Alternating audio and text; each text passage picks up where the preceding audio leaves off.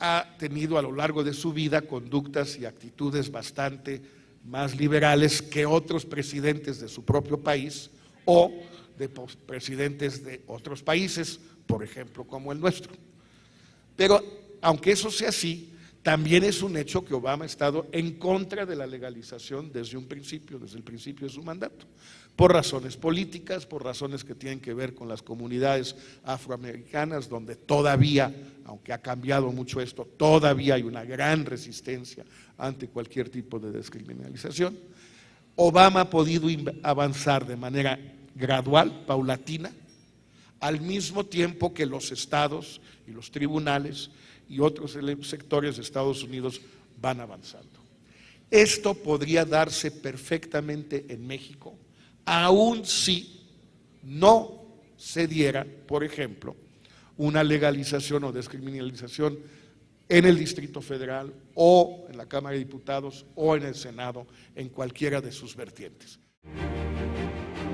La posición de México desde el llamado, digamos, a la convocatoria a 2016 de esta sesión especial, se ha orientado a tratar de ubicar y a tratar de generar los espacios en el mismo foro multilateral y en los foros multilaterales, a sí abrir un debate sustantivo, a sí abrir un debate plural y sí abrir un debate transparente.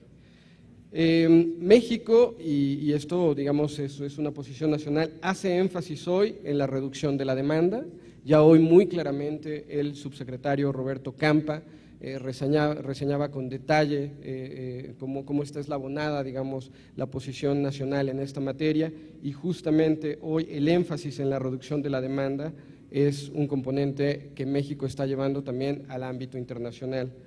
Hacer énfasis en la prevención y reducción de los efectos negativos de manera comprensiva, y aquí coincido con el señalamiento a la reducción del sufrimiento, como lo señalaba Ethan, se vuelve parte también de la posición nacional. La sesión especial de la Asamblea General de la Organización de Naciones Unidas sobre drogas, que como Isaac dijo, se resume con el acrónimo UNGAS, que aunque suena a medicina antiflatulencia, es en realidad una reunión muy importante a nivel global. Y la sesión especial, la UNGAS, fue propuesta también, como dijo con bastante elocuencia Isaac, por tres presidentes, por los presidentes de México, de Colombia y de Guatemala en septiembre del 2012. Y creo que eso es muy importante y lo quiero resaltar porque fue nuestro expresidente Felipe Calderón, al término de su administración y después de llevar hasta sus últimas consecuencias el modelo prohibicionista, quien fue a pedirle al globo: ¿saben qué? Esto no funciona, tenemos que platicar, tenemos que preguntarnos cómo vamos a seguir para adelante. Yo creo que lo peor que le podría pasar a México es llegar a la sesión especial de 2016 después de haber sido uno de los países que la pidió y decir: a nivel interno no hemos cambiado nada, no nos hemos puesto de acuerdo y no queremos empujar un debate distinto. Voy a hablar un poquito del el primo de la marihuana y las oportunidades que le pudiera representar a México, lo que representa el cáñamo. El primo de la marihuana. Una de las cosas, el énfasis es en el cambio de las políticas del paradigma, y quiero agradecer a los representantes y al organizador por haberme invitado. Estamos aquí porque es una política fallida y necesita una reforma, y hay un enfoque que representa muchos beneficios potenciales para México. Un área positiva en la que se podrían centrar las reformas es la formación de generar el desarrollo económico y permitir que este producto sea uno de los factores determinantes. Entonces, ¿cuál es el tipo de producto que se puede hacer con el cáñamo industrial? Es una solución ambiental para miles de productos que van desde plástico, papeles, textiles, partes automotrices, materiales de construcción y hasta etanoles. Nuestro despacho y la gente de mi despacho trabajaron para poner en marcha los sistemas reguladores en la marihuana para aplicaciones médicas. Prevención y tratamiento. El Estado está desarrollando una campaña de prevención entre los jóvenes financiado por los impuestos, y Todavía no se termina. Estamos tratando de dar capacitación para tener un sistema adecuado para educar a los jovencitos. Y también tenemos más financiamiento a nivel estatal y local para el tratamiento. Ha habido mucho pensamiento innovador en las comunidades locales sobre cómo utilizar el dinero para solucionar los incrementos, cosas entre los niños.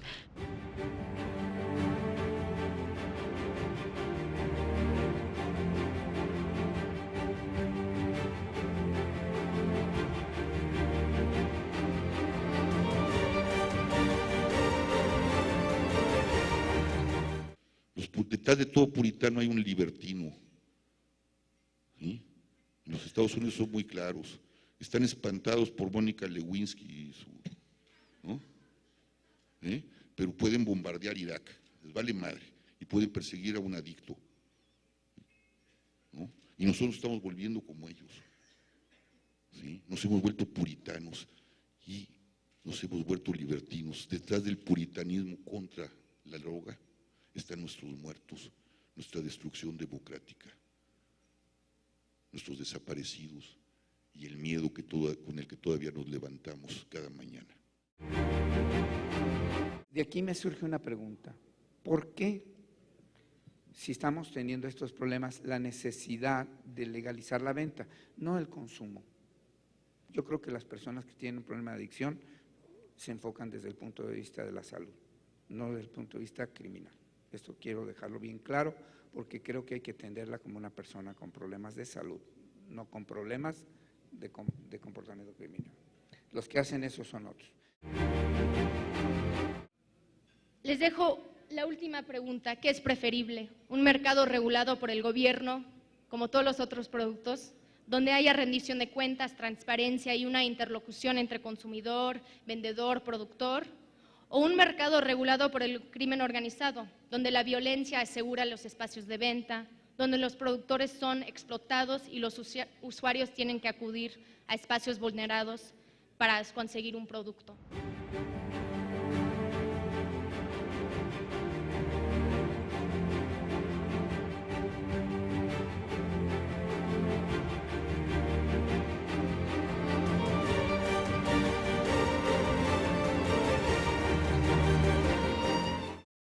¿La regulación de la marihuana resuelve el problema de la inseguridad? Creo que nadie se atrevería a responder afirmativamente. Sin embargo, regular la cannabis, es decir, hacer visible el mercado de la sustancia, lo que implica tener el control de la misma, quitaría un elemento importante de ingreso de recursos a la delincuencia organizada, golpeando su capacidad económica y con ella su capacidad de corrupción. Sabemos que la marihuana, al igual que el alcohol, el tabaco o la cocaína, van destruyendo a los consumidores. Casos de jóvenes destrozados por el consumo los podemos encontrar en todas las familias. Estamos tan conscientes del problema, pero que somos los únicos en Jalisco que queremos cambiar de enfoque. La marihuana seguirá siendo considerada nociva, pero queremos que aquellos que decidan fumar sean rehabilitados desde la comprensión y la atención, aunque también sabemos que no todo el que fuma tiene una afición por la marihuana, y no desde las penas, que se ha demostrado que no nos lleva a ningún lugar. ¿Cómo era posible que los que nos obligaron a prohibir la cannabis hoy la tengan regulada? ¿En dónde estuvimos? ¿Cuándo nos extraviamos? ¿Qué fue lo que nos perdimos? ¿En qué momento México generó condicionantes más prohibicionistas que Estados Unidos? ¿Por qué ellos tenían control sobre la cannabis médica y México a la fecha la tiene prohibida?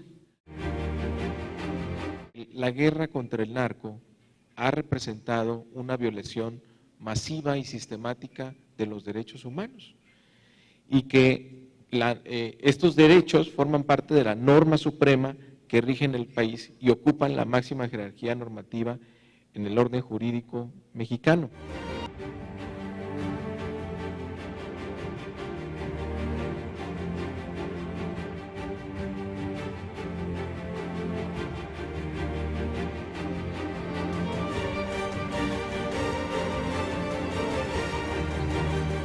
Si un sistema político democrático no es capaz de generar instituciones que procuren seguridad y que sean capaces de solucionar los conflictos que se presentan en la sociedad de una manera razonable y estable, al mismo tiempo genera una debilidad institucional que pone en riesgo la otra parte de la moneda, la posibilidad del ejercicio de los derechos y las libertades en el mundo.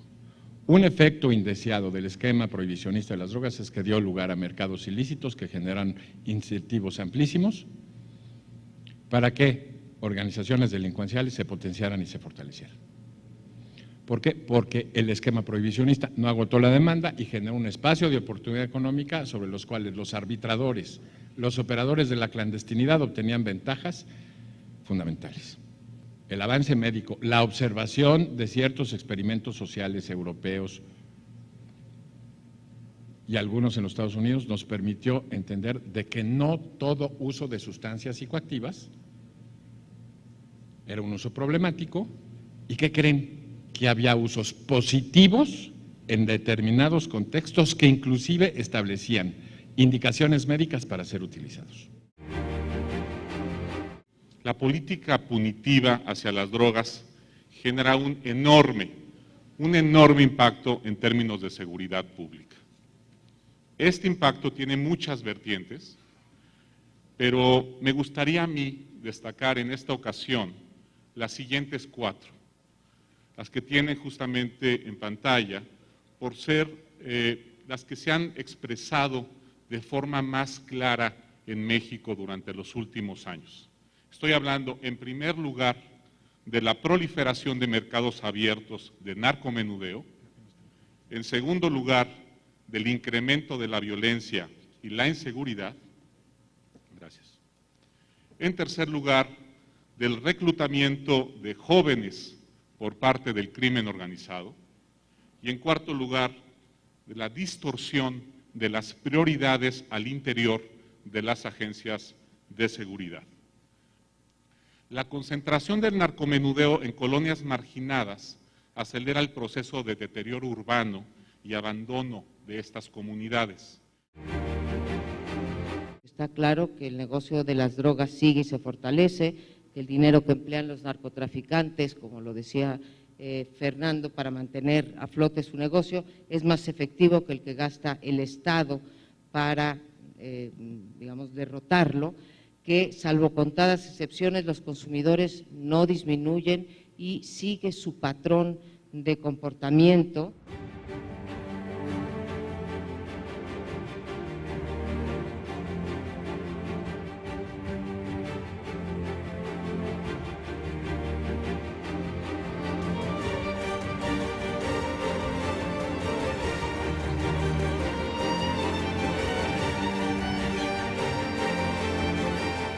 Los cambios que hemos implementado para mejor aplicar una regulación de drogas, que en realidad no regula, sino que solo prohíbe, y cuyos impactos principales no necesariamente están en la política de drogas, sino en el resto del orden jurídico y en la convivencia política.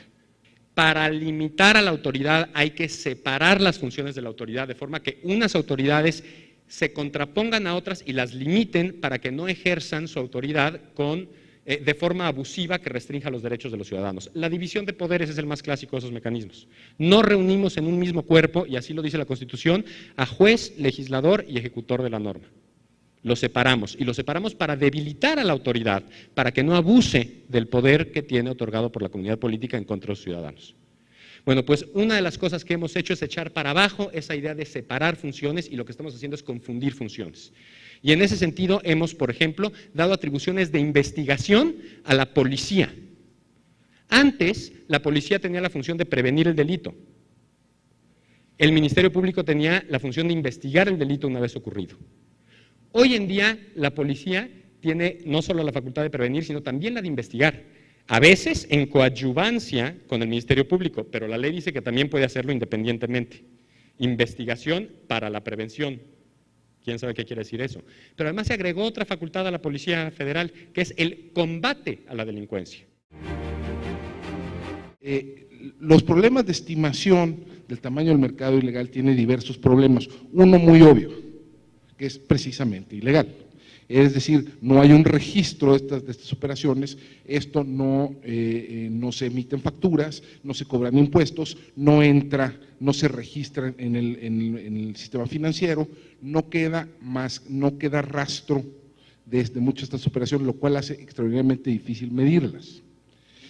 Pero además, los datos con los que sí contamos, que en muchos casos son indirectos, tienen problemas serios de frecuencia y calidad de datos.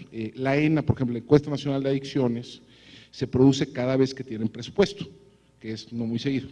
La última es de 2011 y en los últimos 24 años ha habido 6. En Estados Unidos, por contraste, se produce una al año. En el programa de acción específico sobre adicciones del 2007 al 2012, se reconoce que por cada peso que se destina a la prevención de adicciones, hay 16 pesos para el combate. O sea, eso nos habla de un desequilibrio entre combatir o promover políticas de prevención y el combate o esta guerra contra las drogas que, pues, sobre todo en los últimos años, ha aumentado el número de muertes vinculadas al narcotráfico. El ingreso se reduce brutalmente, el ingreso la ilegalidad a quien beneficia es a los criminales, y en ese sentido se reduciría brutalmente su dinero, se transparentaría esta actividad económica, todos pues serían como dueños de tabacaleras o como dueños de plantas de alcohol, etcétera. El gobierno tendría recursos fiscales de esta actividad, impuestos, etcétera, etcétera.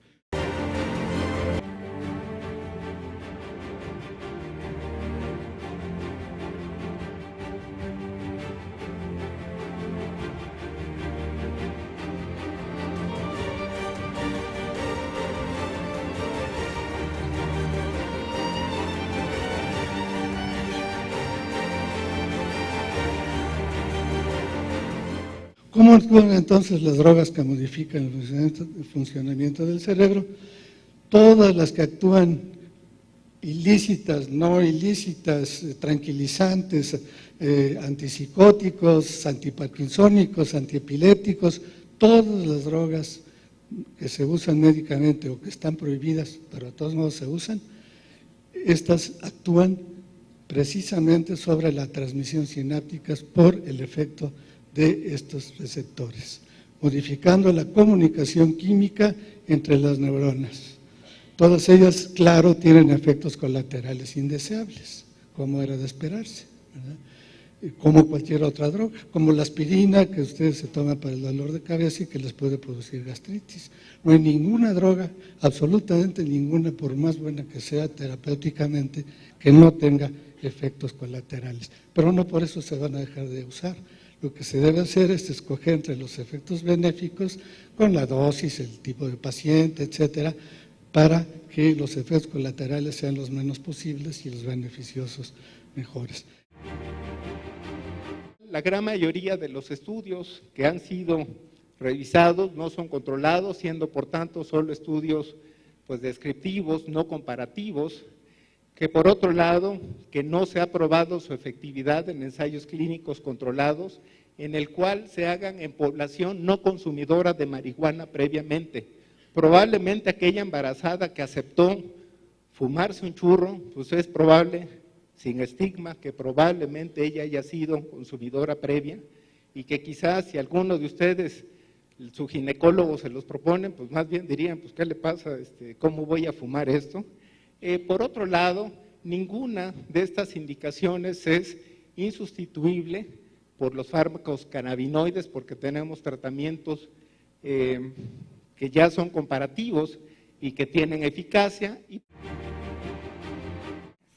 La gente atribuye a que fuman y se vuelven locos porque eso es un problema del narcotráfico que ha creado variedades, strains, varieties, como quieran llamarles, que cada vez tienen porcentajes más altos de THC y bajos CBD, que neutraliza, es un antagonista